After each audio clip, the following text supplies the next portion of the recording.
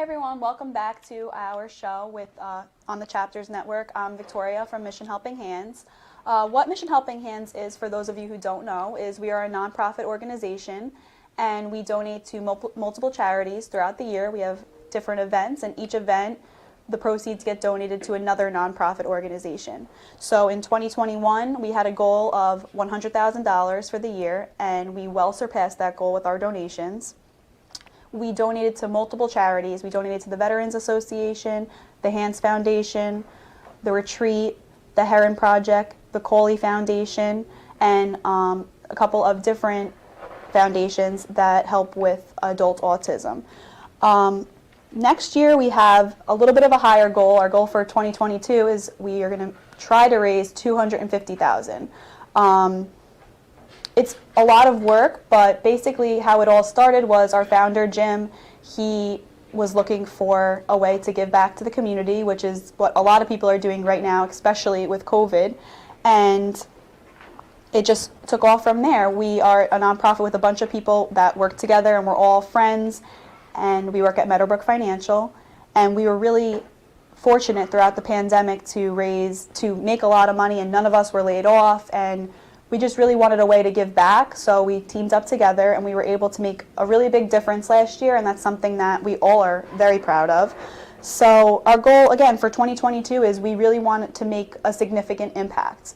Last year I told everyone on the board, like, something I really wanted to do was just if one person said that my event or anything that we did made a difference to them, and that happened to me, and it made me really happy, because when the golf outing was for the Heron Project, and a man came up to me and he told me that how his son had overdosed, and he had no idea. He came to the golf outing through friends and had no idea that the event was for overdose awareness or in memory of people who passed away from an overdose. And that was probably the most monumental thing that's happened to me, maybe in my life, but definitely through Mission Helping Hands. And we've had the opportunity to partner with such great foundations. So the whole point of this show is going to be me interviewing people from other foundations and trying to spread awareness, because that's really the whole mission and goal of Mission Helping Hands, is to help as many people as possible and to get the word out for different foundations as much as possible to help as many people as we possibly can. So our first event as a foundation was donated half to the Hands Foundation. So today I have two people, Warren and Kate from the Hands Family Foundation, and they're really special to us. We know them personally now because of that, but the fact that we donated to them our first ever event, it's something that we'll always remember, and we'll always be partnered with them because they helped us a lot. It was our first event. We had some struggles. We didn't know certain things, permits, porta potties, and they were able to help us out, so we're really fortunate, and they're a great foundation, and they do a lot of great things. So, of course, I wanted to have them as our first foundation guest. So, also, something that we did with them a few weeks ago, it was probably, after the golf outing, the second best thing that I've ever done. We helped them out with their toy drive, and it was probably the most fulfilling thing to me. We do at Mission Helping Hands adopt a family for Christmas, and it's something along the lines of that, but we actually got to see the children and take them shopping for Christmas and picking out toys, and I just remember going home and crying, and it just felt so good to help, and that was easily the most substantial thing for me this holiday season, and something I'll always remember and I'll always participate in because it was really great. So I'm excited to have them on with us today. But first we're going to have Tyler sing a song for us and to kickstart the show. But yeah.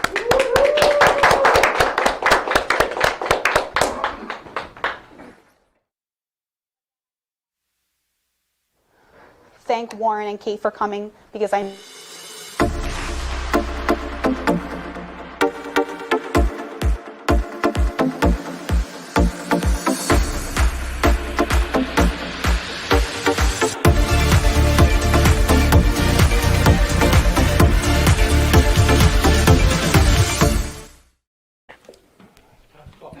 What is up with it? Welcome, sorry, wrong show. But no, it's the right show. It's the Mission Helping Hands show on the Chapters Network. That's not my face. But you want to see that anyway. Oh, here we go. But it's always a pleasure to be on here. And Victoria, you do a great job, as does all of Mission Helping Hands. And I just play music, but I try to do other things, and I try to get involved with the community whenever I can. And to support a great cause is always a pleasure. So I'll do what I do, and hopefully you can keep doing what you do.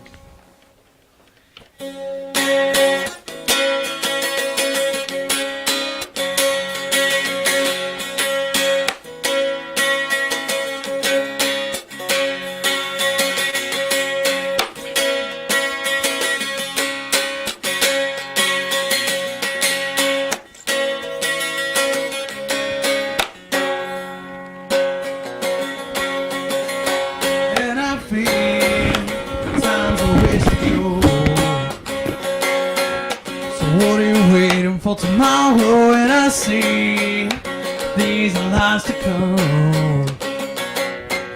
So would you even care? And I feel it, and I feel it. Where you going for tomorrow? Where you going with the master found? And I feel when the dogs begin to smell her. We'll smell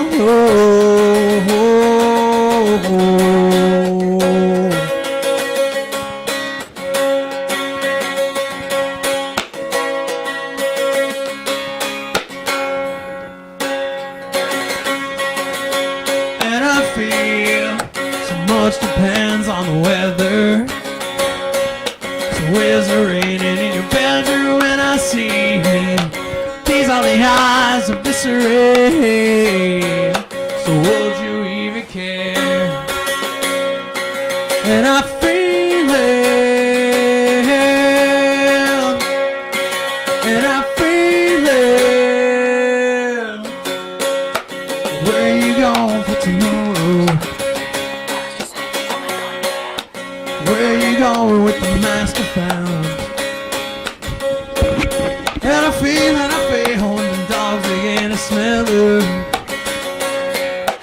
Well, smell her. Well, the dogs can find her.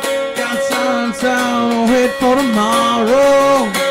To find it, to find it, to find it. Well, the dogs can find her. Got some time to wait for tomorrow. To find it, to find it, to find it.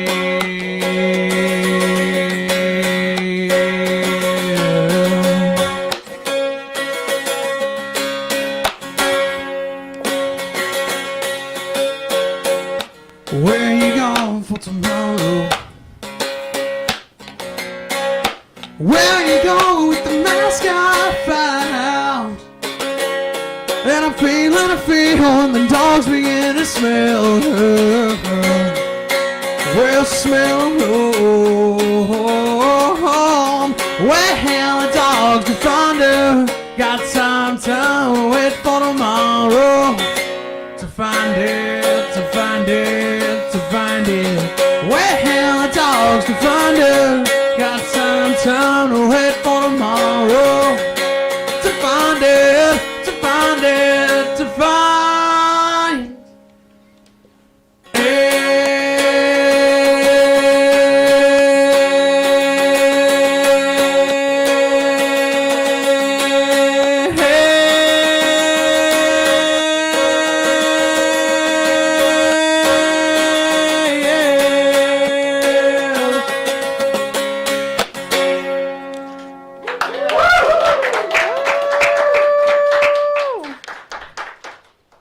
So thank you so much, Tyler, for coming and giving us that performance. Tyler and Ashley is going to perform later on tonight too, so thank you, Ashley, for coming also.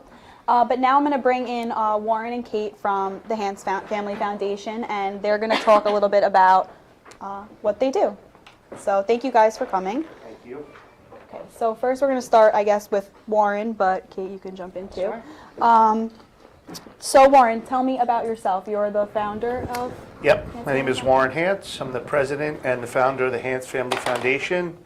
It was an organization that we created in the summer of 2009 after my three girls, Emma, Allison, and Katie, were killed in a car accident. They were 8, 7, and 5. Wow. And that summer,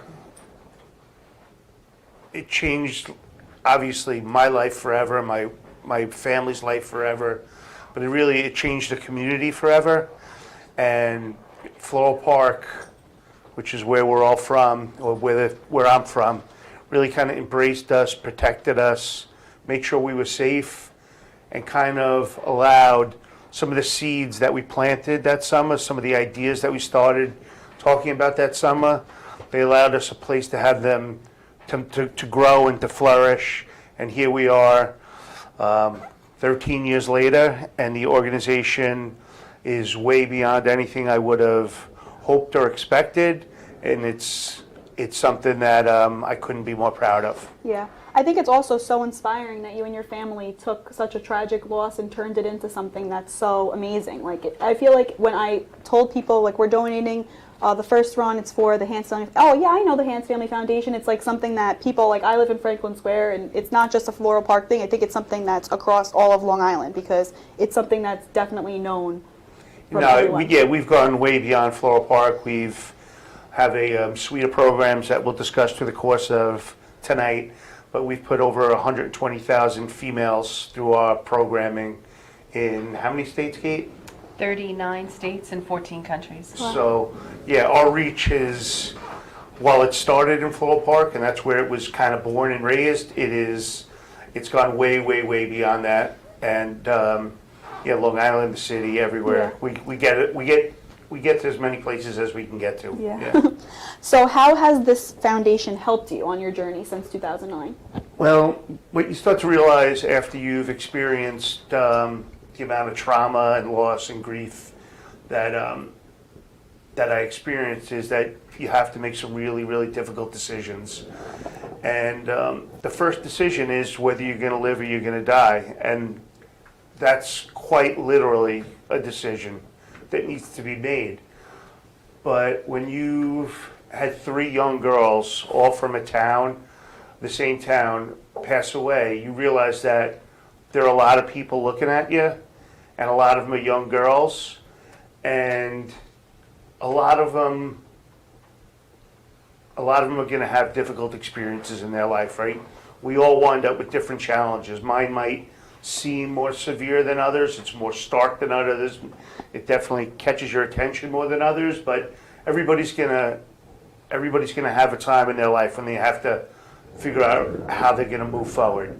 So we wanted to make sure that we weren't planting seeds of, hey, when things are at the worst of the worst of the worst, that you don't have to be here anymore. That, to be quite frank, that suicide's an option. We wanted to make sure that these young kids in this town knew that they could look to us and say, hey, if they can survive what they had to survive, then we can do it.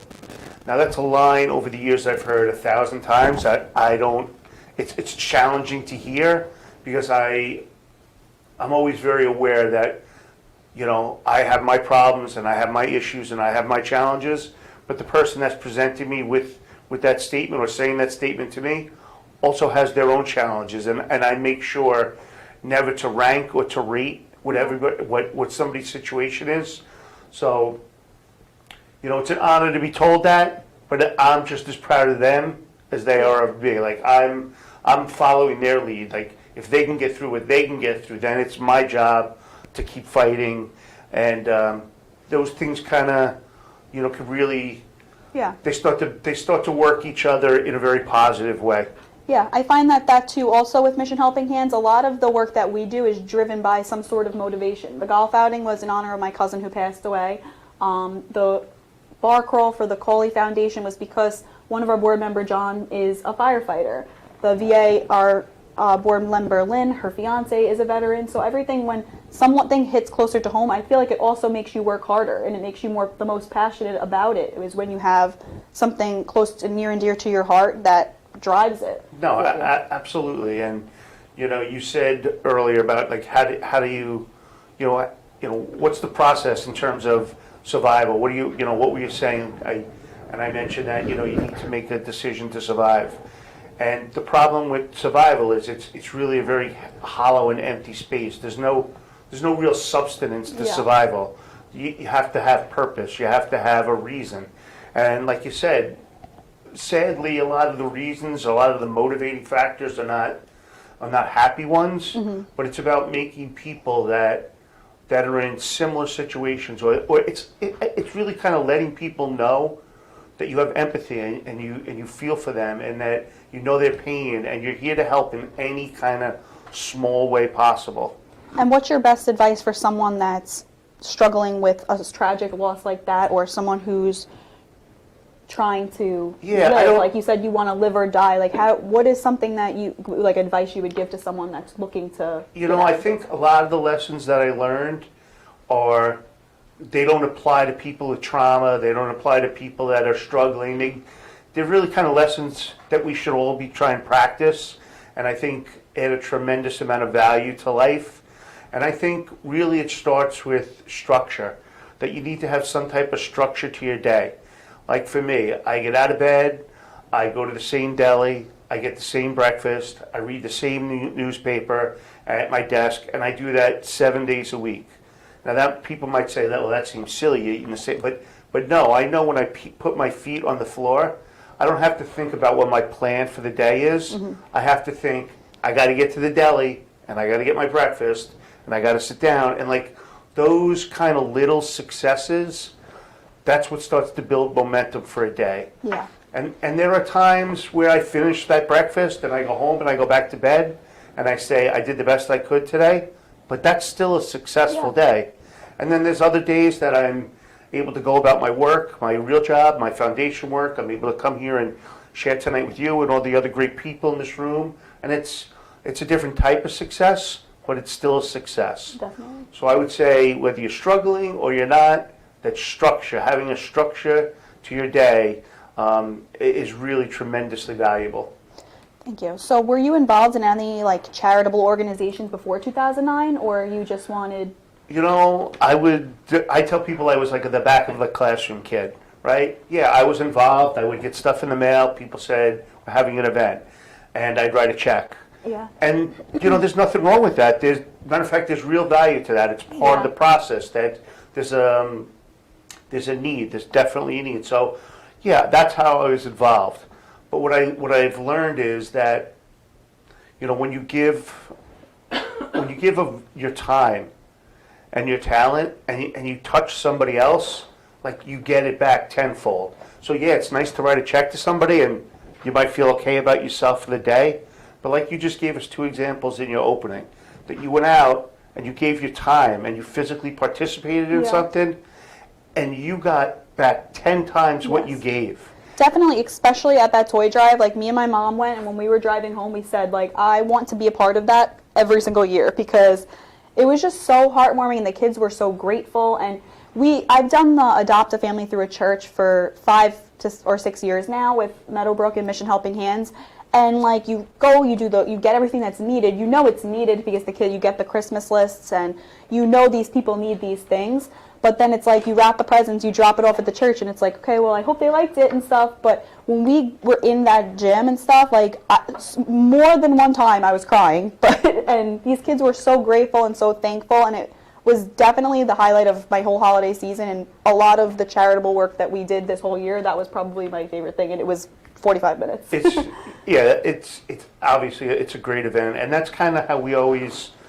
That's kind of the story that we always tell when we explain the toy drive. Like you said, again, it's great. There's adoptive families, and there's a lot of situations where that privacy is necessary, or that people are prideful, and so that's an important part of the process as well.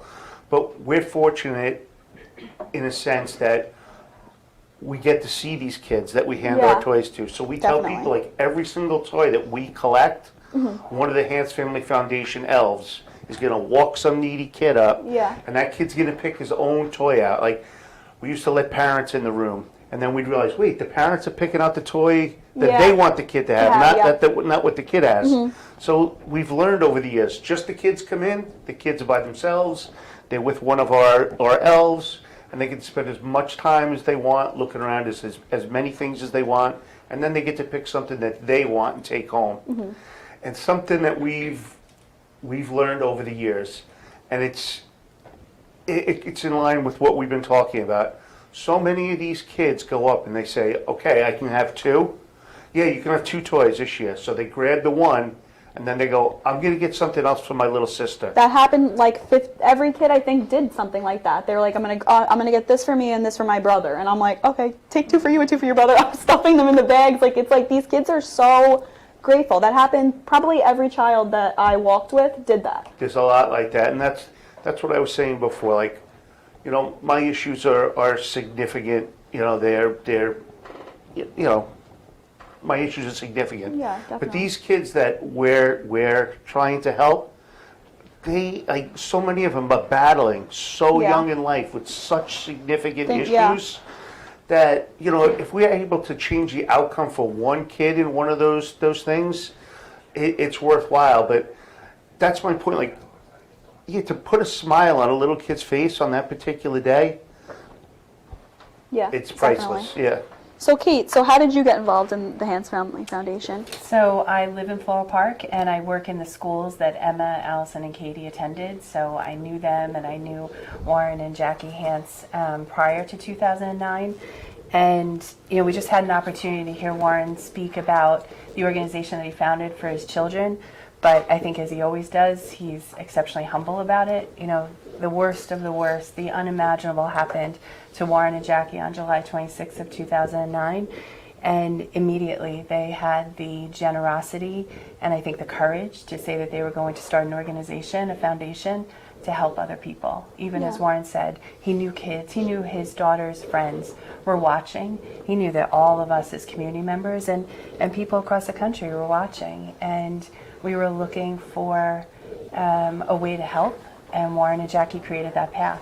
So I got involved as a volunteer in the organization early on. I'm very proud to be an executive board member at the Hans Foundation for almost 12 years now. Wow. And I asked Warren and Jackie in 2009 if I could create a program called Beautiful Me. It's a self-esteem program for females that really focused on how Emma and Allie and Katie lived as opposed to how they passed away. I just wanted to get involved in this organization in a small way because I was so blown away by what they were doing.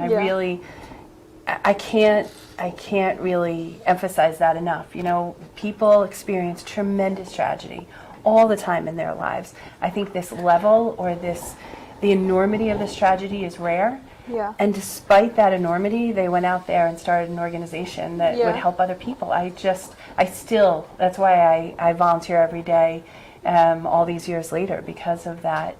Yeah, I think Because it's of that definitely origin. inspiring, just the way that you guys handled this and turned this into something that is helping so many young women. I feel like that's such an amazing thing. And with our 24-hour run, what we do is we have a couple of different events, and we want to help as many charities as possible. So we're like, the 24-hour run will be a big event. Like, let's split it between something. So we knew you guys had the Beautiful Me whole part, and it was really to help young girls, and we split it with the retreat because the retreat helps women who deal with domestic violence. Right. So it was just pretty much a 24-hour run that was all for young girls and women, and just helping women as much as they possibly can. And it was very emotional for me, and it was just like, I felt like at least I tried. Like, you see something, a very terrible tragedy happens to someone, and you want to help them, and you just sit there and you're like, what do I do? What do I do? But then you can help out. And so that's happened so many times here at Meadowbrook, where people will come to our events and stuff just to, like, show support to us.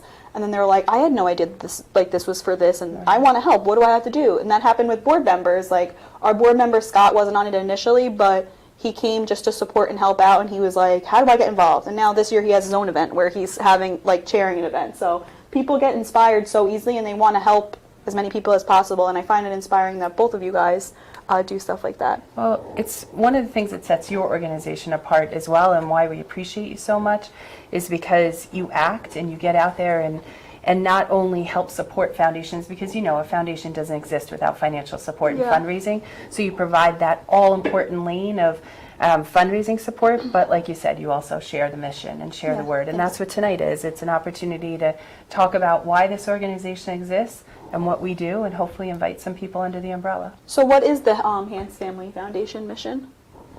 Would you like me to talk about it? So the mission is really to, the original mission founded in 2009 is to help children in a healthy, safe, environmental way. So we have like the toy drive that you discussed, that's one of the programs. We have another program which is a science and ecology based program for 5th graders, just local to Floral Park in our school districts every year. And then we, our main mission and the work that we do every single day is provide a suite of self-esteem programs. One of them is Beautiful Me, which I talked about before, but we refer to the suite of programs as Self-Esteem Rising. And under that umbrella, or in that suite, there's Beautiful Me, our flagship program. We have a program for adults called Raising a Beautiful Child. And then we have a program called Empower Me for women on college campuses or in the corporate workplace. And then we have social emotional lessons that are available to all children nationwide. This is started during the COVID pandemic where schools shut down and families and educators were looking for ways to connect with children on a remote basis. And so we provided a suite of social emotional learning programs. And then we also have a confidence club, which is an after-school club for boys and girls in elementary, middle, and high schools. And we have an ambassador program, which is a leadership program for individuals, boys and girls in high school and college, who want to develop self-esteem and confidence skills as well as executive functioning skills. Wow. So I know that the Beautiful Me is more like your main aspect, but I didn't know you guys had one for like women in college and in the workplace. We do. Tell me about that. That's so interesting. Beautiful Me as well, I'll talk about also, because when we first developed Beautiful Me, that was a program we developed in the winter of 2009. That was my friend Liz Monroe is a social worker, and I went to Warren and Jackie, and we asked if we could create Beautiful Me for young girls at that time, really for Emma, Allison, and Katie's peers. And we wanted to get 50 participants through the program, and we wanted to, in that program, we took about a month and a half to 2 months for curriculum development. We decided that we were going to connect with each participant in a unique way. We were going to share stories about Emma and Al and Katie and share their examples. But while doing that, our goals were to develop confidence and self-esteem and self-awareness and help the participants connect with each other in a very genuine and unique way. And again, we wanted 50 participants and for young girls. But what happened was Beautiful Me is 3 one-hour sessions. We were about halfway through our last session of the Beautiful Me seminar, and Jackie Hance came in and joined the group. And she thanked each participant for coming to Beautiful Me, for learning about her girls. And she brought them a snack for the evening, and she also brought a pink gift bag for each girl. And when the girls opened that bag, inside they found a photograph of Emma and Al and Katie. They found a handwritten note from Jackie thanking them for their time and for their ability to learn new skills while thinking about her daughters. And they found a necklace with 3 hearts on it that signified her daughters. And the participants in that first ever Beautiful Me group wore those necklaces back to school the next day. They wore them to their swim practices, their music lessons, and we started getting a lot of calls and a lot of emails asking for the group in different schools, asking for the group all across Long Island. And like Warren said before, we haven't had 50 participants, we've had 120,000 worldwide so far, and that's just the beginning for us. And we have since, over the years, we have become experts in teaching self-esteem. We have fine-tuned our program, our Beautiful Me program. So we teach it to participants as young as age 5. And we had a participant 2 years ago went through who was 105 years old. Wow. So there's no age cap on that. It was a woman who was living in a nursing home, And at the end, at 105 years old, at the end of Beautiful Me, she opened up that gift bag from Jackie with a necklace that every single participant still gets to this day. And she says, never too late to learn how to feel better about yourself and treat yourself kindly. Yeah. So we do teach Beautiful Me on a lot of college campuses and in corporate work settings, and we do a lot of mentorship programs where organizations, a lot of companies, let's say in the city, will have us come in, and they'll bring in girls from a middle school or a high school that's local to their company, and we will pair up together, and they'll go through the Beautiful Me program together. And it also affords them the opportunity to show girls what the possibilities are out there in the corporate workspace. Wow. That's like really, like I had no idea that you guys did Yeah. something like that, and I would love to take part in something like that. Like, I feel, like when I was in high school and stuff like that, I was never like smart, and I never took school seriously or anything like that. So I started working at Meadowbrook because my mom worked in mortgages at another company, so I like interned there while going to college, and then I was going to school to be a teacher. But then, like halfway through college, I was like, I think I just picked being a teacher because I didn't know what else to do, and I never liked school. So how am I going to like doing school as my job? So I was like, I kind of like the mortgage thing. So I stayed in mortgages, and I became good at it, even though I wasn't good at school. It was something I was good at, and you know, it's given me so many opportunities. I've gotten like promoted within like myself multiple times, and it gave me, I think, at this job a lot of confidence because, like, not saying like, oh, boys and girls and stuff, but like half the boys in my school would like not be like not working and going to school and stuff like that, and I'm like, I have a whole job and I'm making a career for myself. And my mom always taught me like never rely on a guy, like always make your own money, always do this, always do that. And I was always like, I never knew what it meant because really a lot of the girls felt that confidence, but I feel like that's so important, and that's something that Yeah, I would like. absolutely. I think being in a workplace, our workplace, my mom is an operations manager, our CFO is a woman, and you know, they're like half of the executives in our company are women. So it would be such a great thing if you guys are ever looking for Absolutely. someone. Meadowbrook would definitely be interested in doing something like that. That's great. We'll definitely do But that. yeah, so how can someone get, like how I'm asking like on the show, how can someone get involved with the Hans Family Foundation? What if they want to volunteer, like working with you guys, or how can they? Yeah. How can first people, if they're looking to join the Beautiful Me, Right. and they're looking for self-esteem, what can they do? Immediately, if a parent is listening right now, or a caregiver, or anyone who's responsible for the care of a child, if they want to bring the Beautiful Me program into an elementary school, middle school, high school, college campus, they just reach out to us at hansfamilyfoundation.org, and our team will immediately connect them with the right person to get that started. You know, our team works seamlessly to open up doors for our programs in any location. And then, of course, to run an organization, we rely on the generosity of volunteers, and we need volunteers always at our organization. The cornerstone of our foundation is volunteerism. It's Yeah. learning all of the benefits and all of the joy that comes from donating your time and your talent to others, which is exactly what Warren and Jackie do. So this Christmas break, we have tons of college kids who are coming in and working with us either in-house or remotely working on projects. We always welcome volunteers. If you have 2 hours to give us, or you want to sign up and come in once a week for the next 6 months, we are waiting for you to join us. Awesome. And again, that's at hansfamilyfoundation.org. Awesome, that's great.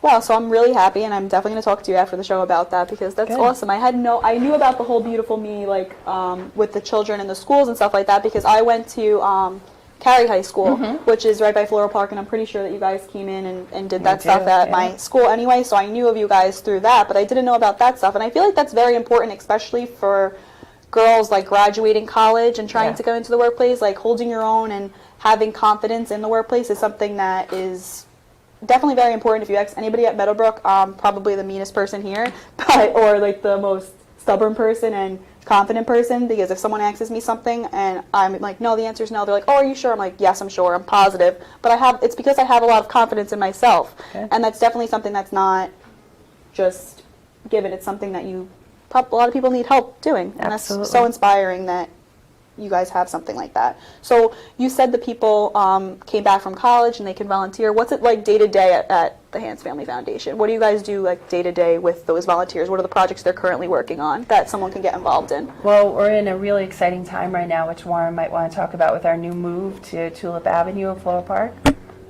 We're moving to Tulip Avenue.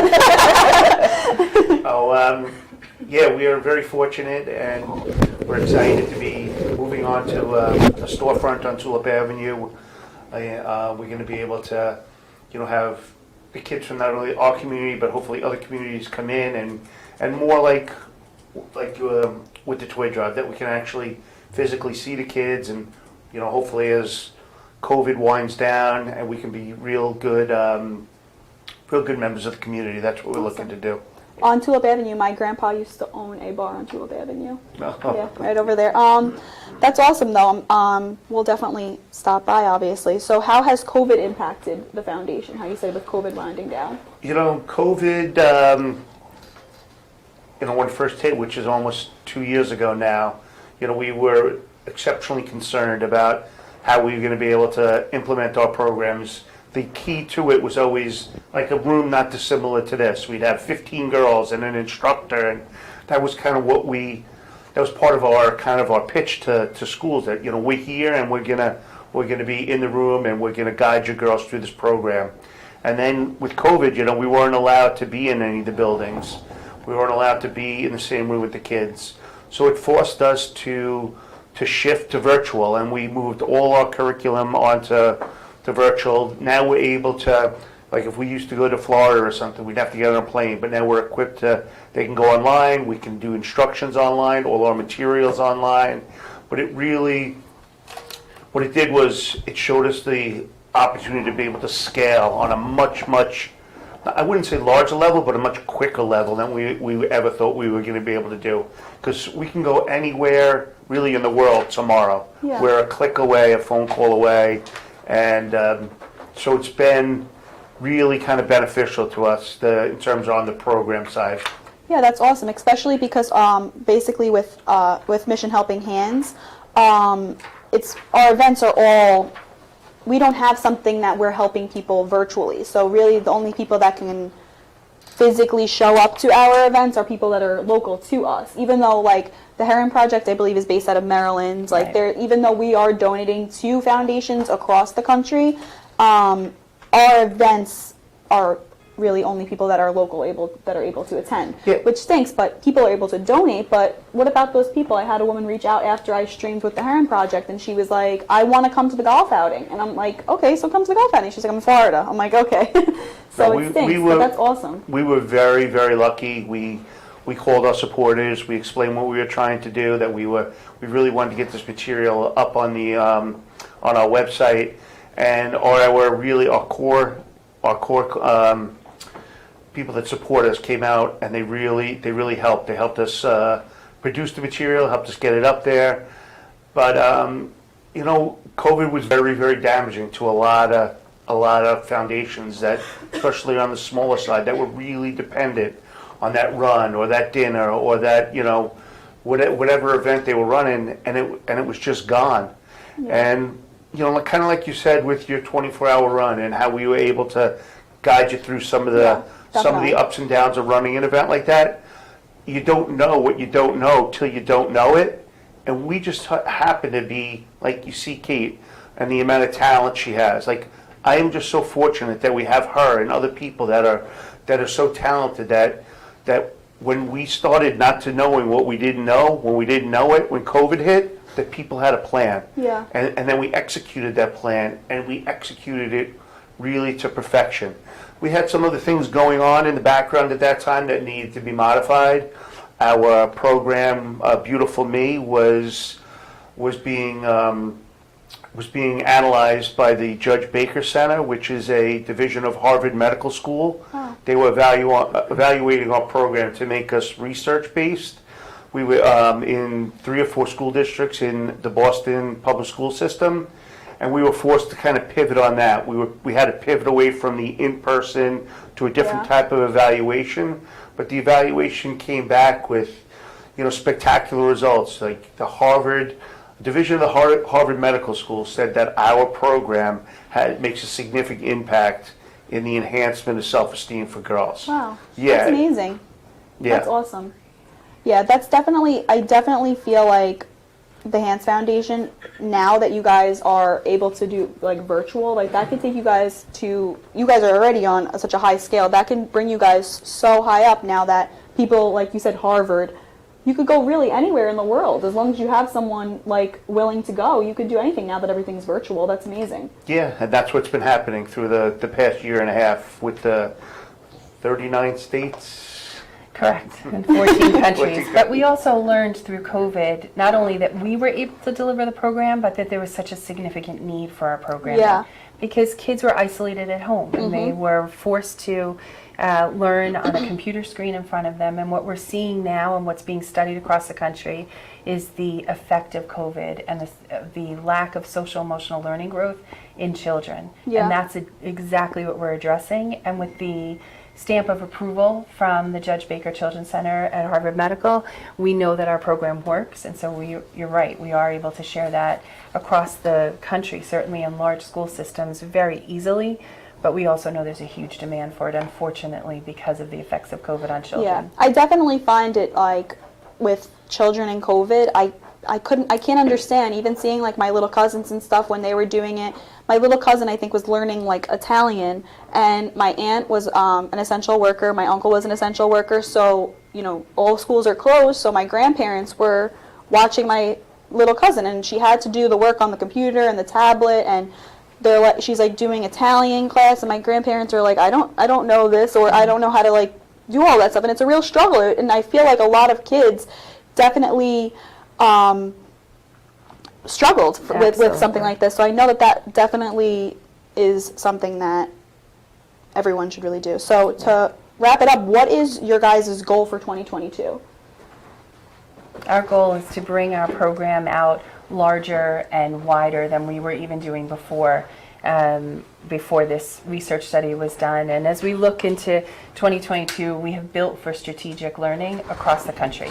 So we want to share our program. So anyone who's listening or anyone who hears about this program and our suite of programs, we hope that you go on hansfamilyfoundation.org and you share it. Share it on your social media, share it with your family in an email, and that you reach out to us, because we will bring our programs absolutely everywhere that is requested. Yeah, that's awesome. I'm so excited. Yeah, Victoria, I would just like to, before Kate and I wrap up here, say thank you to you, Thank you guys. and to Jim Flaherty and Mission Helping Hands. Jim's been a great friend and a great supporter, and it was my Allison's 20th birthday this December 20th, and it kind of kicked off a very challenging holiday season. And there's many people out there that really struggle through the holidays, and this year was especially difficult for me. And, tonight, I didn't realize how badly I needed tonight, just to come here and to be with people and to talk about the work that we do and listen and see other people. And it was a real gift to me, and it's kind of changed the course of not just my day today, but it'll change the course of my day and my week and my month. And I just want to thank you for this opportunity, and thank you for listening to Kate, and just it was a real needed, necessary, healthy reminder for me. Like I'm glad. Yeah, thank you. Thank you guys for coming and being It's our our pleasure. first foundation that I've interviewed, because last month I only interviewed just Jim and EJ at Meadowbrook, because really the whole foundation derived from Meadowbrook. But it was nice because I think honestly this was the best kickstart of interviewing a foundation. I found out things about your foundation that I didn't even know, and I've known you guys for how long, we donated and stuff. So I'm so happy you guys came, and thank you guys so much for coming. Thank you for sharing. That was awesome. And if you guys, again, need any help, let me know, because I'd love to participate in something like that. Absolutely. Thank you. So right now, we're going to have Ashley come and sing a song. I'm so happy that Kate and Warren came, because that was an amazing interview, and I'm so glad and so thankful that I found out the things I found out about the Hans Foundation, because I've known Warren, I've known about the Hans Foundation for over a year, like almost 2 years, and we donated to them. I follow them on Instagram and stuff, and I'm really intrigued about the self-esteem for the college and women in the workplace. I'm really excited to work with them on that. So now Ashley is going to wrap up with a song. Thanks, Ashley. Hi, everyone. Well, thank you, first of all, Victoria. I mean, that was a beautiful interview. I love people who want to help people, and that's what you guys do. I mean, it's amazing to learn more about what Mission Helping Hands does and how everything just comes together. It's such a small world, and I'm so glad that you guys are able to help so many beautiful foundations like the one we just heard from. It's such a touching story, and being someone who keeps community service very close in my heart, I relate to it all, and I really love it. So this song is one that is called The Anonymous Ones, and it is from the new movie Dear Evan Hansen, actually, which is all about mental health awareness and helping others, which is what we're all about here, too. So I figured it was kind of fitting. And it's just about knowing that there are people out there that are like you, that have gone through struggles, and that there are people out there to help. And this is the debut of that song. I've never played it before for anybody, so I hope you guys enjoy.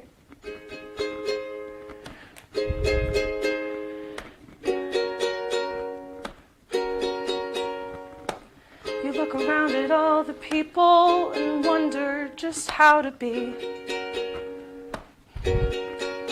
You think they don't need piles of prescriptions to function naturally. Well, look again, 'cause you might find it. Just take a second more. There's a tiny moment after that sunny smile when their eyes fall to the floor and the truth comes creeping in. They're a lot like you and me. There are those anonymous ones stuck inside the persona that they're faking. There are those anonymous ones who never name the quiet pain they're faking. And they keep on keeping secrets 'cause they think they have to hide. What if everybody's secrets that they have that secret side? And to know they're somehow not alone, that's all they're hoping for. What if they didn't have to stay anonymous anymore? Spot the girl who lives in motion.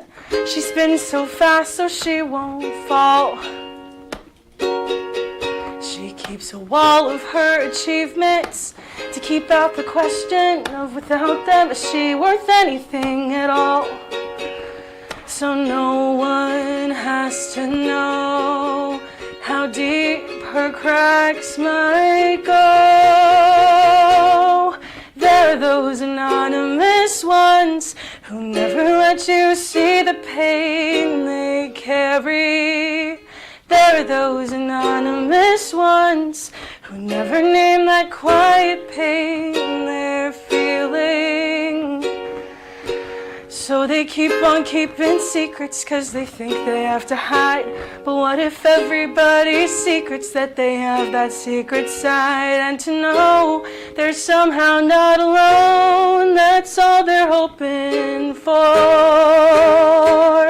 There are those anonymous ones stuck inside the fake frame that they're faking. There are those anonymous ones who will tear themselves apart till they start breaking. And they keep on keeping secrets 'cause they think they have to hide. What if everybody's secrets that they have that secret side? And to know they're somehow not alone, that's all they're hoping for.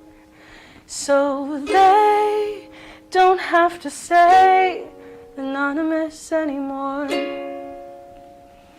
Thank you, guys.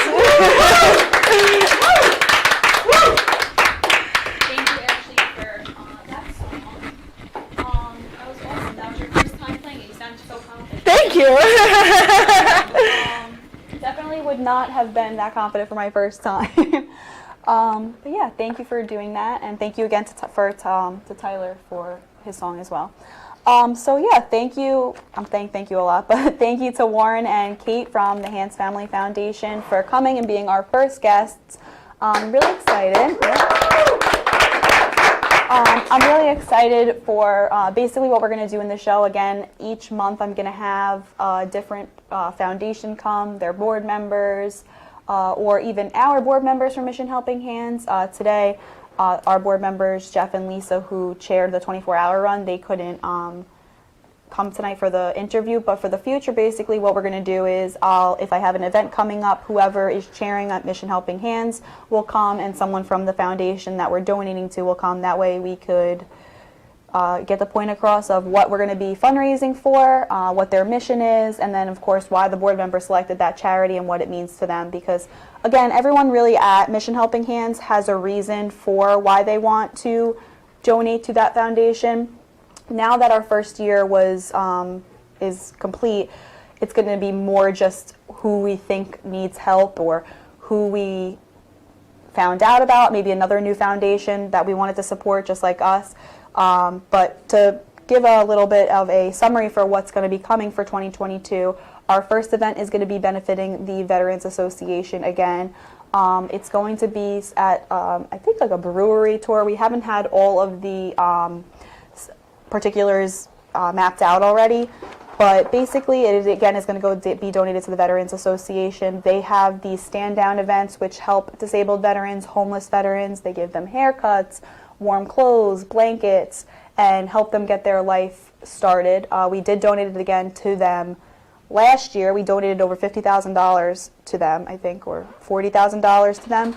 Last year, that was our biggest event, our most money raised event. We had a donor of $20,000 because she came to the event and she saw pretty much when the people from the Veterans Association spoke about what they did, she was so touched and she made such a substantial donation.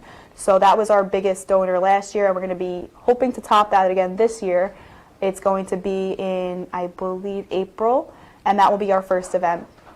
We're also going to be donated again to the Cawley Foundation. The Cawley Foundation is in honor of Michael Cawley, who passed away in 9/11.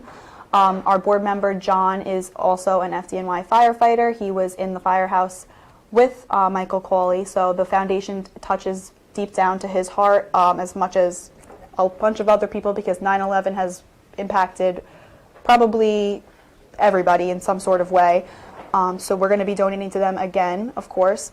And I'm most likely going to have Mrs. Cawley come on the show closer to September when our fundraiser for them is. Another solidified event we have is our second annual golf outing. The golf outing is going to be on October 13th, and it's going to be donated to the Trey Strong Foundation. That's the event that I'm going to be chairing. I picked the Trey Strong Foundation this year because my friend from high school, Kim, her mom passed away, and her and her siblings started a foundation in honor of her mom to help other children and other families that lose a parent or guardian to cancer. And she is a very strong girl. She pretty much has to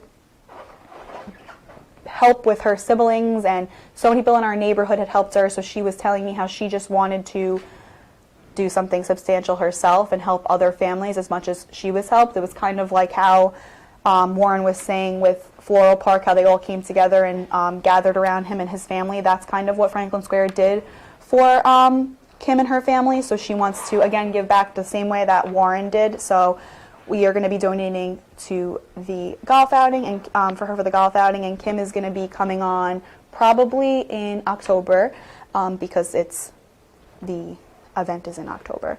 But yeah, thank you guys all for watching our second show. Next month, we haven't decided the person yet, but if you look at our social media will be promoting who's going to be coming on next month.